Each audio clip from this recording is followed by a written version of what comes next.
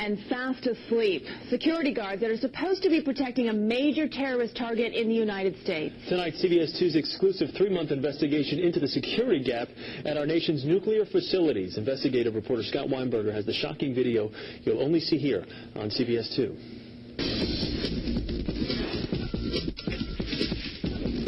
You're inside one of the nation's largest nuclear facilities. These are some of the security officers responsible for protecting it against a terrorist attack.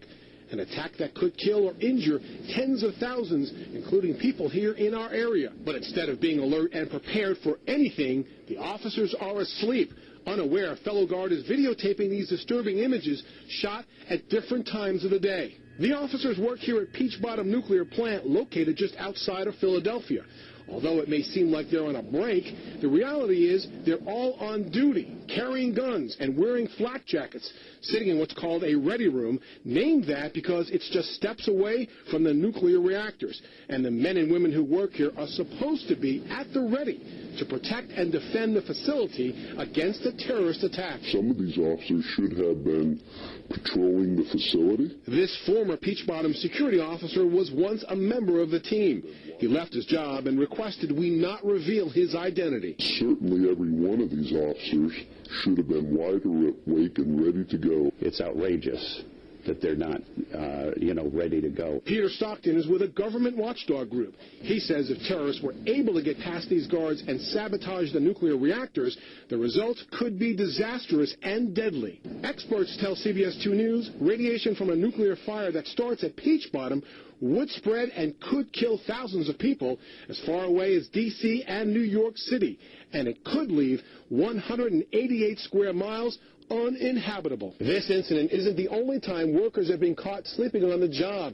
A few weeks ago, a federal inspector here at Indian Point in Westchester found a security guard fast asleep at his post. Back in Peach Bottom's ready room, it's an hour later and the security officers still appear to be fast asleep. Clearly we're concerned about what we saw. CBS 2 News brought the tape to the Nuclear Regulatory Commission, the federal agency which oversees the nation's nuclear power plants. What we saw is not aligned with our expectations or Exelon's expectations, and we'll pursue it on that basis. And Exelon is the multi-billion-dollar company which owns Peach Bottom and most of the nuclear plants around the country. The security officers all work for Wackenhut, a firm which provides security for all of those plants. Now, after we showed the video to Exelon, a top executive wanted us to be the first to know our investigation has already brought change. So in essence, you're saying Wackenhut as a contract at Peach Bottom is done.